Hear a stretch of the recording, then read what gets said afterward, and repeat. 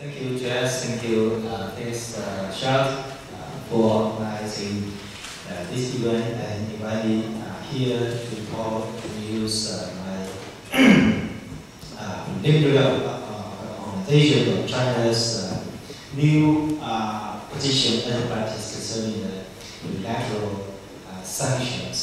My presentations equal to 5 parts. First, I would like talk about the new context for unilateral sanctions, which I think is that's why the sanctions, unilateral sanctions draw so widespread attention, international attention. And secondly, I will introduce China's changes position and practice concerning international sanctions. Although in this part I do not deal with China's positions and practice. Petition parties concerning unilateral sanctions, but at least it can share light on China's petition and practice concerning unilateral sanctions. Thirdly, I will introduce China as target countries of unilateral sanctions, followed by introduction of China as a source countries of unilateral sanctions. Finally, I give very brief conclusions. I think everyone knows that unilateral sanctions are not new things in international relations. They have been used for centuries. But I think the new context makes unilateral sanctions is internationally serious. Agendas. The new context, I think, first refer to deep globalizations. I think long ago, unilateral sanctions was used by many countries, but I think it is in the deep globalization that unilateral sanctions are more disruptive than before. They bring about more speed over effect on the many third countries and then broader international relations. Let me introduce these documents. During the China-US trade wars, China government issued these documents. And in addition to the damages China-US bilateral trade relationships, the Chinese government also pointed out that the United States unilateral sanctions in accordance with the Trade Act of 1974 have undermined the international economic order, trade relations around the world, disrupted global value chains, and the international division of labor, upset market exploitation, and led to violent swing in the international financial and economic market. So, according to China, the U.S. unilateral sanctions have become the greatest source of uncertainty and risk for the recovery of global economics. This argument, I think, it's not reliable in the low-level organization, but it is really an important argument that all countries should take it serious today.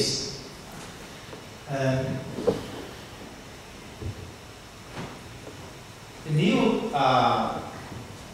context certainly is referred to reliance on the international powers.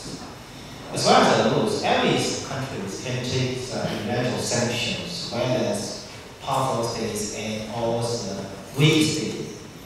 But it is surely that only unilateral sanctions imposed by those powerful states against the weak states can produce a substantial impact in international relations.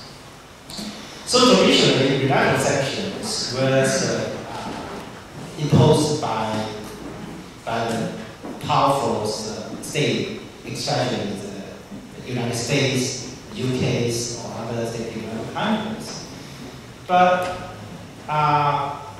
in this century, in this new century, in the first 21st centuries, the structure of the international powers relied against new power hubs have emerged.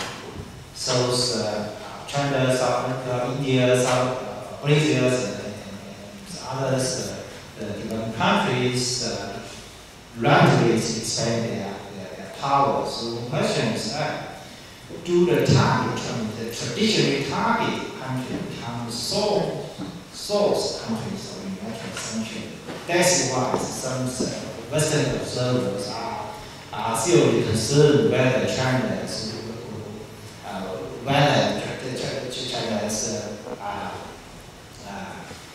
becomes a new source of countries of unilateral sanctions. Actually, according to Richard Matthews, he's in a brief report in September, he warned that the United States has or may in the future be vulnerable to sanctions action by other states. Of course, he did also particularly for China. And so I think I'm not sure what is the future of the unilateral sanction. First, I would like to give the two guess. First is as more and more countries use unilateral sanctions, there appear to have been a trend that unilateral sanctions may be globalized. The second is that I wonder is likely to a direction that the emerging international code of conduct for unilateral sanctions, and actually the debate within the Human Rights Council. Several European countries propose some mechanisms for monitoring the unilateral sanctions, or considering some remedies for innocent victims, etc. And actually, as think tanks reports of the United States suggest the United States should begin by admitting sanction policy is unlikely to remain its largely undisputed province in the future. And he suggested the United States should begin to discuss with other countries options for managing the use of sanctions in the future. Of course, this is at the very limited stage. Next, I will introduce China's policies and practice concerning international sanctions. Traditionally, China was opposed to any international sanctions, but whether they are approved by the UN Security Council. But in the 21st century, China's traditional positions significantly changed. So we can see in this the first white paper of China's government concerning UN's reforms. China's government proposed new policies towards UN sanctions, not unilateral sanctions. First, China has always maintained that sanctions should be applied with prudence on the condition that all peaceful means have been exhausted.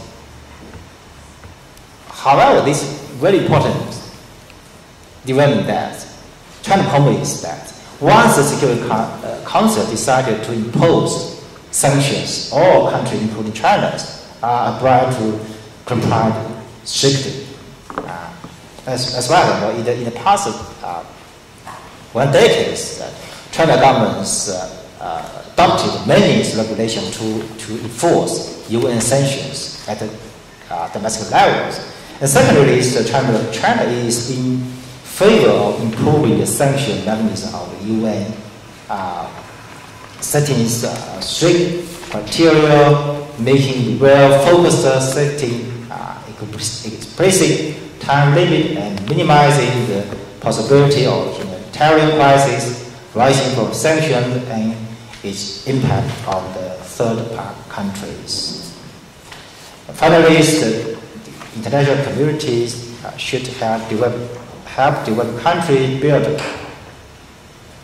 capacities for sanctions implementation.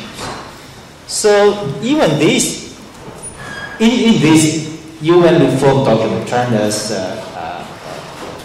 did not touch the unilateral sanction, but it demonstrates China's policy towards international sanctions has changed.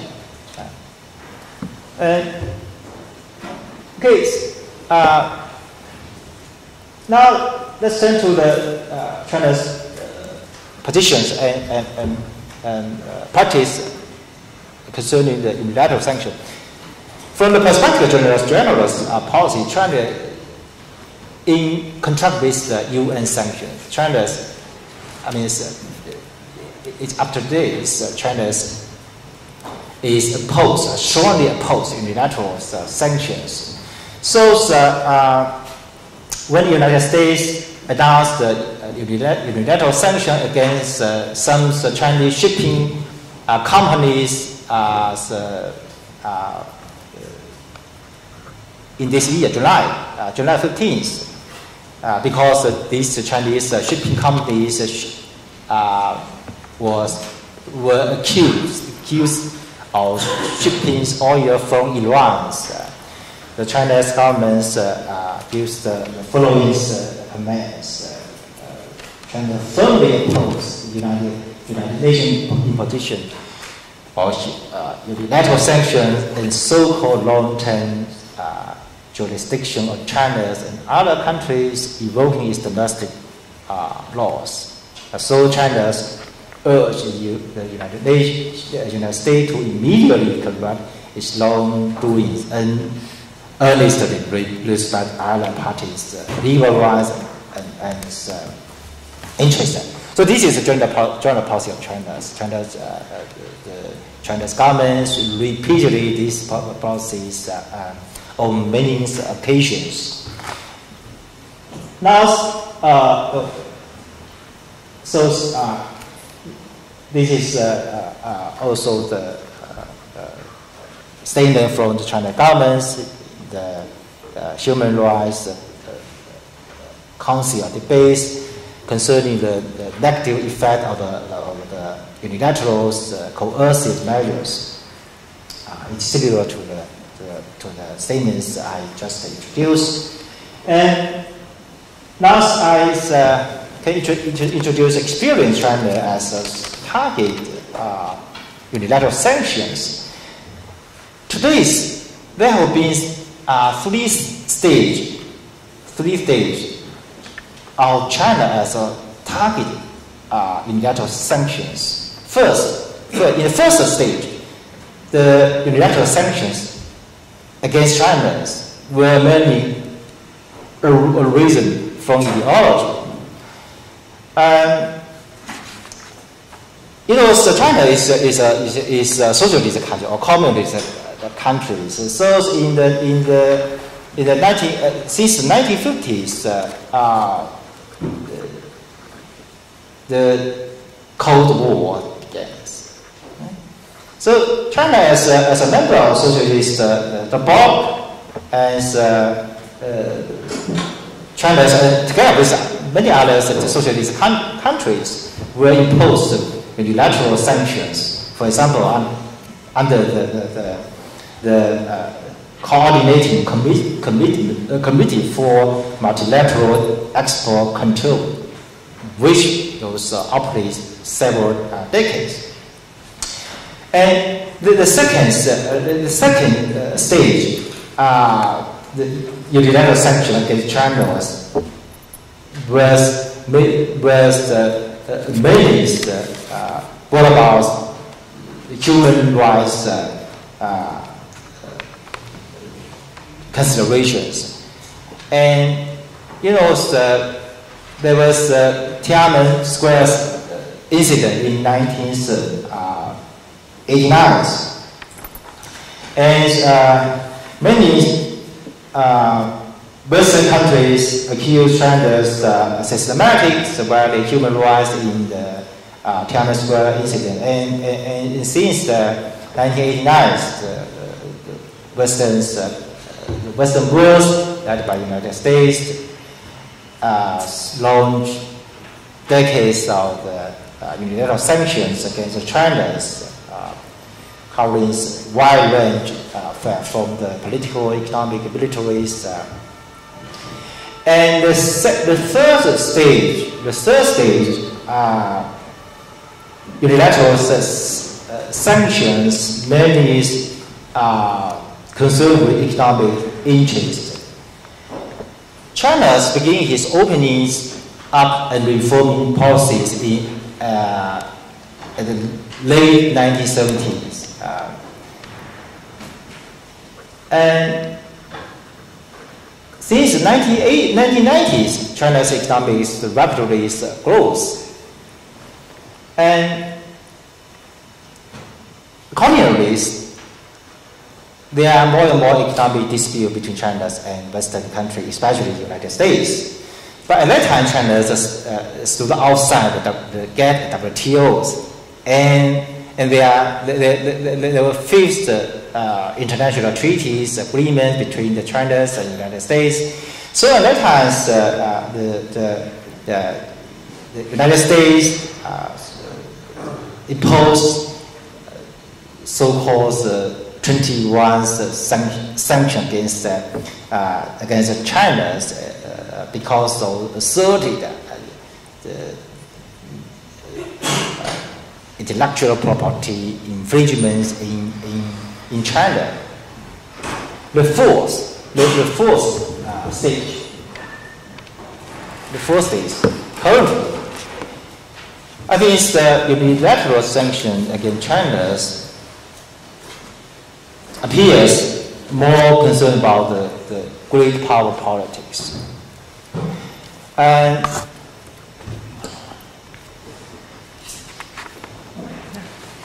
in 2017, the United States for the first time identified China as a revisionist power. The United States asserted that China would seek to challenge the American power, influence, and interests, attempting to erode American security and properties, and to shape a world antithesis to U.S. value and interests. And therefore, we can seize the many unilateral sanctions which the United States imposed on China. The first is those sanctions during the China-U.S. trade war, also unilateral sanctions in the Hong Kong's Human Rights and Democracy Act of 2019.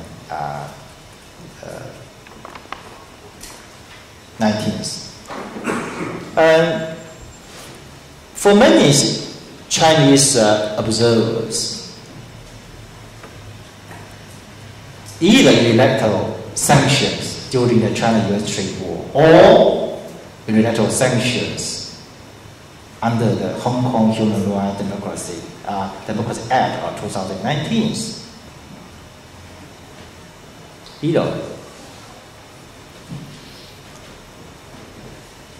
Chinese observer, I mean, most Chinese observer, assume they are imposed to contain the rights of China.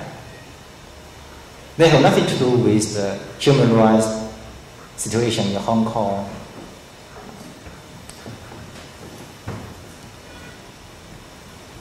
Whereas the unilateral sanctions on China produce effect as expected by the source country like the United States. I think those unilateral sanctions have more or less changed the behavior of China. For example, in the 1990s, as a response to the unilateral sanctions from the United States, China signed 2 memorandums of understanding of the protection of intellectual property in China with the United States. And in accordance with those 2 memorandums, China's significant amended is domestic law of the IP protection. But as China's steadily expanding its powers, China has been more aggressive to engage in unilateral sanctions from other countries like the United States. So if we look at the China-US trade law, we can find at least in 2018, last year, or the first half of this year, China is very strong to the United States.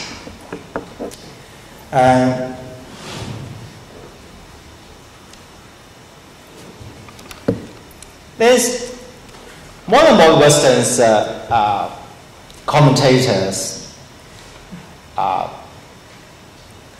have begun to guess that China would become a regular use of the unilateral sanctions.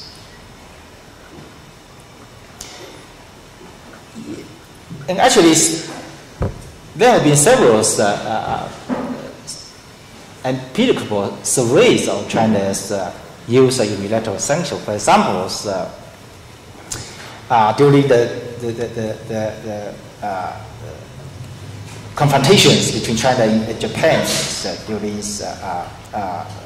from 2010 to 2012,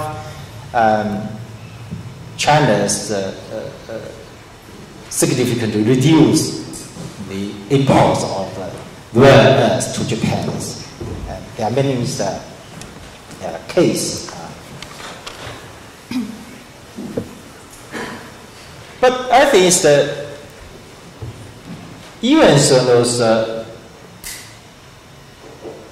China's use unilateral sanction is not unique in international relations, but they are different from those imposed by the Western country, especially the United States. They have the first character. First, China's sanctions are more bike than bike. That means China's, on many occasions, it's just saying a signal or threat of the sanctions. Actually, it did not take sanctions. Secondly, China's sanctions are more short-sighted. They do not last long terms. And China has rarely openly declared its unilateral sanctions. Actually, in practice, Chinese governments often declare that those actions which have been identified as the unilateral sanctions just implement China's domestic law, for example, the environmental protection, etc. And fourth, China's sanctions mainly target individual companies instead of governments. And finally, China's sanctions mainly response for particular state-to-state circumstances instead of domestic circumstances in target states. So that means even though China increased the use of unilateral sanctions, the negative effect maybe is much more small than those imposed by the developed country, especially the United States. And there are two explanations for China's unilateral sanctions. First is China's still insists on the principle of non-intervention of domestic affairs of other state. And the second reason is that China still persists his fundamental strategy, which focuses on China's national development, especially economic growth. So China seeks to minimize the cost incurring from imposing unilateral sanctions. And as a result, China prefers to target individual companies instead of other governments, and to the short-lived sanctions instead of long-term sanctions, and even to the threat of sanctions.